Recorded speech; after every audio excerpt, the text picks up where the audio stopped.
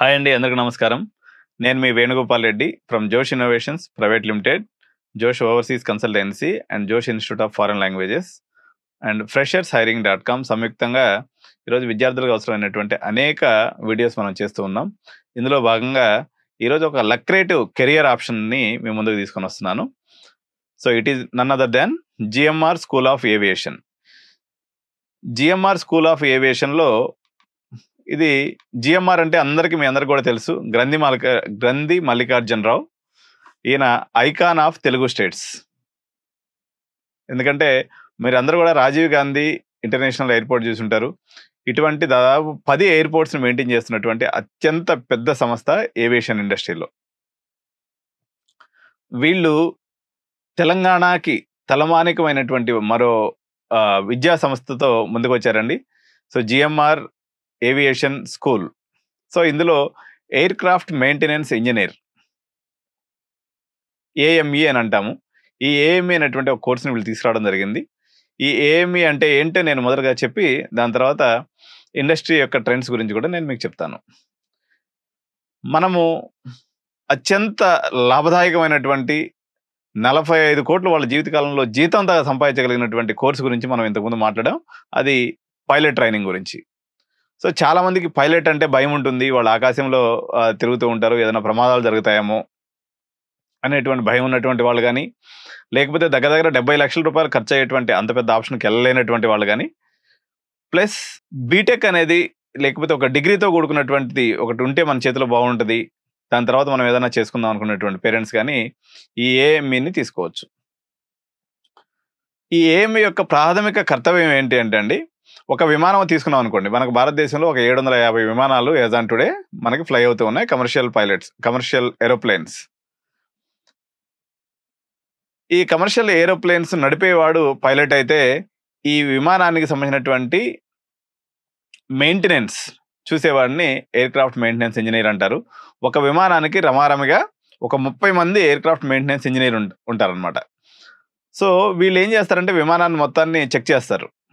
అంటే aviation like electricals ఎలా ఉన్నాయి, ఎలక్ట్రానిక్స్ ఎలా ఉన్నాయి, దాని యొక్క అంటే ఇంజిన్ ఎలా పనిచేస్తుంది, లేకపోతే దాని పెయింటింగ్ ఎలా ఉంది, లైట్స్ ఎలా ఉన్నాయి, ఇట్లా డిఫరెంట్ పారామీటర్స్ అన్నిటిని కూడా చెక్ చేసి ఫిట్ టు ఫ్లై అంటే ఎగరడానికి వీళ్ళ యొక్క సైన్ పెడితేనే ఇది విమానం అనేది గాలిలోకి ఎగురుతుంది. అది అంత ఇంపార్టెంట్ పోస్ట్ అన్నట్టు.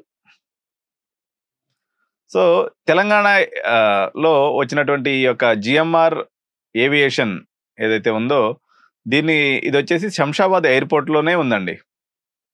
ఏరో సిటీ అంటాం. శంషాబాద్ ఏరో సిటీ ఏదైతే జిఎంఆర్ ఆధ్వర్యంలో ఉందో ఇది 4 ఎకరాల విస్తీర్ణంలో 70,000 స్క్వేర్ ఫీట్ కన్స్ట్రక్షన్తో నిర్మించబడినటువంటి ఒకటనమాట, ఒక విద్యా సంస్థ. అయితే ఏవియేషన్ ఇండస్ట్రీ గురించి 2 ముక్కలుగానే మనం మాట్లాడుకున్నట్లయితే, ఏవియేషన్ ఇండస్ట్రీ యొక్క సైజ్ అనేది 13.54 బిలియన్ US$ ఉన్నటువంటి ఇది 2029 కల్లా 23.24 బిలియన్ US$కి ఇది ఇండస్ట్రీ పెరిగేటు ఉంటుంది. ఇప్పటి వరకు మన స్వతంత్రం వచ్చిన తర్వాత 739 విమానాలు మాత్రమే మనకు ఉన్నట్లయితే,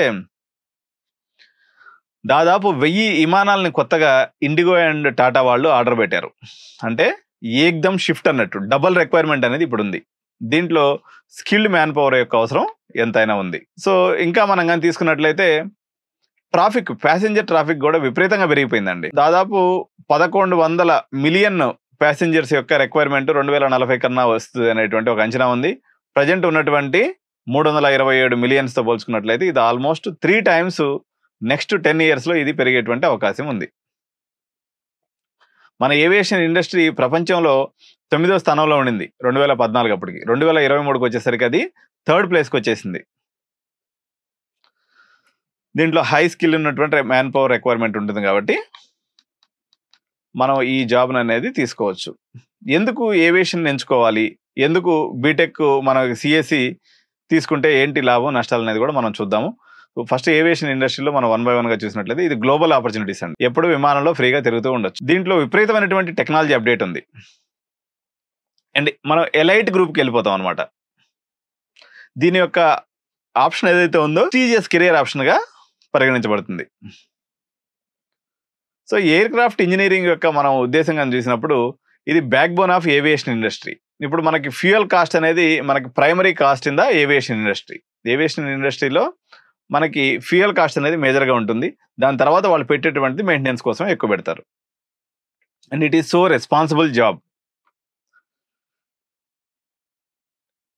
అదేవిధంగా దీని యొక్క శాలరీస్ కూడా చాలా రెక్రియేటివ్గా ఉంటాయండి. దీని యొక్క శాలరీస్ కూడా చాలా, మనం శాలరీస్ గురించి ప్రత్యేకంగా చూద్దాము. ఎందుకు జిఎంఆర్ స్కూల్ ఆఫ్ ఏవియేషన్ మనం ఎంచుకోవాలనుకున్నట్లయితే ఇది కంప్లీట్లీ ఇంటిగ్రేటెడ్ ప్రోగ్రామ్. దీంట్లో ఇప్పుడు ఏఎంఈలో 2 రకాలు ఉంటాయండి. B1.1, B2 అని 2 ఉంటాయి అన్నమాట. సో ఈ రెండింటిని కలిపి ఈ భారతదేశంలో ఇస్తున్నటువంటి ఏకైక సంస్థ GMR aviation academy. So B1 అంటే ఏంటి, B2 అంటే ఏంటంటే విమానంలో మెకానికల్ రిలేటెడ్గా ఉన్నటువంటి భాగాలన్నింటినీ చూసుకునే వాళ్ళు మెకానికల్ ఇంజనీర్.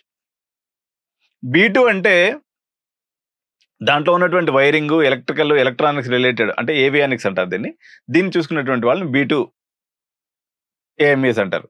సో ఈ రెండింటిని కలిపి కాంబినేషన్ ప్రోగ్రాంలో ఇస్తున్నటువంటి ఏకైక సంస్థ జిఎంఆర్ ఏవియేషన్ స్కూల్. అదేవిధంగా ఎయిర్ బస్ కొలాబరేషన్ కలిగి ఉన్నటువంటి ఇండియాలో ఉన్నటువంటి ఏకైక సంస్థ, ఇండియాలో కదండి ప్రపంచంలోనే ఇది ఎయిర్ బస్ కొలాబరేషన్ ఉన్నటువంటి ఏకైక సంస్థ. తర్వాత ఎంఆర్ఓ, సొంత ఎంఆర్ఓ కలిగినటువంటి ఇండియాలో ఏవియేషన్ స్కూల్ కూడా ఇది ఒకటే. ఈ ఎంఆర్ఓ అంటే ఏంటంటే అండి మెయింటెనెన్స్ రిపేర్ ఓవరాల్. ఇప్పుడు మన కారు గ్యారేజ్ ఎట్లో విమానానికి ఎంఆర్ఓ అట్లా. మనకు శంషాబాద్ ఎయిర్పోర్ట్లో పెద్ద ఎంఆర్ఓ ఉంది. మీరు ఈ కానీ కోర్స్ కానీ జాయిన్ అయినట్టయితే ఇక్కడ పోయి మనం ట్రైనింగ్ కూడా తీసుకోవచ్చు. అదేవిధంగా టైప్ రైటింగ్ కూడా వీళ్ళు ఇక్కడే చేసేస్తారు. టైప్ రైటింగ్ అంటే ఏం లేదు, మనకి ఈ విమానాన్ని మొత్తాన్ని విప్పదీసి బిగించడం, దీన్ని టైప్ రైటింగ్ అంటారు. సో దగ్గర వీళ్ళకి 13 క్లాస్ రూమ్స్ ఉన్నాయి, AC classrooms. Excellent, already ఏఎంఈస్గా చేసినటువంటి వాళ్ళు మీకు టీచింగ్ చేయడం అనేది జరుగుతుంది. వీళ్ళకి ప్లేస్మెంట్ ఆపర్చునిటీస్ ఎలా ఉంటాయి అని అన్నట్లయితే ఎంఆర్ఓ ఓన్గా ఉంది కాబట్టి, వీళ్ళకి ఒక్కరికే ఉంది కాబట్టి వీళ్ళందరూ కూడా జాబ్స్ జరుగుతాయి. దీనికి విదేశాల్లో ఆపర్చునిటీస్ ఎక్కువ ఉంటాయండి. ఇప్పుడు ఎట్లా ఉంటాయి వీళ్ళ శాలరీస్ అని కానీ తీసుకున్నప్పుడు, ఒకసారి డీజీసీఏ లైసెన్స్ వచ్చిన తర్వాత వీళ్ళకి 80,000తో స్టార్ట్ అవుతుంది శాలరీ. ఒక 4 years ఎక్స్పీరియన్స్ వచ్చే లోపల అప్రాక్సిమేట్గా 2,20,000 అవుతుంది. 3 years ఎక్స్పీరియన్స్ వచ్చే లోపల 2 lakhs అవుతుంది అనమాట. ఈ 2 lakhs ఎంగానే వీళ్ళు చేస్తారంటే దుబాయ్ ఎయిర్లైన్స్ ఇటువంటి దగ్గరికి కానీ పోతే మనకు 4 to 5 lakhs per month salary అనేది ఇవ్వడం జరుగుతుంది. ఇది కూడా ట్యాక్స్ ఫ్రీ అమౌంట్ అండి. అంటే మీరు ఇప్పుడు ఇక్కడ కోర్సులో 17 సంవత్సరాలు కానీ జాయిన్ అయితే మీకు ఈ కోర్సు నుంచి బయటకు వచ్చేసరికి 21.5 years అవుతుంది. అంటే 4 to 4.5 years అనుకుంటే మరో 3 years ఎక్స్పీరియన్స్ జోడించుకున్నట్లయితే 24.5 సంవత్సరం మీరు వచ్చేసరికి 4 నుంచి 5 లక్షలు ట్యాక్స్ ఫ్రీ అమౌంట్ శాలరీతో మీరు ఎంజాయ్ చేయొచ్చు. ఇంతకన్నా గొప్ప అవకాశం నీకు లేనే లేదు. అంటే ఇది ఈక్వలెంట్ మీరు ఐఐటీస్లో చేసినా, ఎన్ఐటీస్లో చేసినా, మీరు సాఫ్ట్వేర్లో కానీ పోయి చేసినట్లయితే మీ యొక్క total duration of the job వచ్చేసి ఎప్పుడు కూడా 10 ఏళ్ళ నుంచి 15 ఏళ్ళకి మించి మీరు సాఫ్ట్వేర్లో చేయలేరు. దీంట్లో అట్ట కాదు, అప్ టు 65 years వచ్చేదాకా ఎవ్రీ టైం ఇంక్రిమెంటే, డిక్రిమెంట్ అనే మాట లేనే లేదు. మోరోవర్ ఇది ట్యాక్స్ ఫ్రీ శాలరీ ఉంటుంది. మీరు ఈ దేశంలో ఎక్కడికైనా తిరుగుకోవచ్చు. మంచి ఎలైట్ గ్రూప్లో ఉంటుంది, మంచి పిల్ల కూడా దొరుకుతుంది, పెళ్లి చేసుకునేదానికి కూడా మంచిగా ఉంటుంది అనమాట ఇది. So this is about GMR school of aviation. దీంట్లో విపరీతమైన రష్ ఉందండి. వీళ్ళకి ఓన్లీ 175 seats మాత్రమే ఉన్నాయి. కాబట్టి ఇంట్రెస్ట్ ఉన్నటువంటి పేరెంట్స్ ఇంకేదైనా అడిషనల్ డీటెయిల్స్ కావాలన్నట్లయితే నన్ను అడిగి తెలుసుకోవచ్చు. సో ఇప్పుడు మనము నెక్స్ట్ వీడియోలో డీజీసీఏ 147 అనేది ఒక రకమైనటువంటి ఈ లైసెన్సింగ్ ఎగ్జామ్ అండి. అదేవిధంగా యాసా 147 అనేటువంటి ఇంకొక లైసెన్సింగ్ ఎగ్జామ్. ఈ లైసెన్సింగ్ ఎగ్జామ్స్ ఏంటి, దానికి దీనికి ఉన్నటువంటి తేడా ఏంటి, అదేవిధంగా జిఎంఆర్ ఏవియేషన్ స్కూల్కి రిమైనింగ్ ఏవియేషన్ స్కూల్స్కి ఉన్నటువంటి తేడా ఏంటి, ఫీజుల్లో ఎలా ఉంటాయి అనేది కూడా నెక్స్ట్ వీడియోలో మనం చూద్దాం. Thank you so much.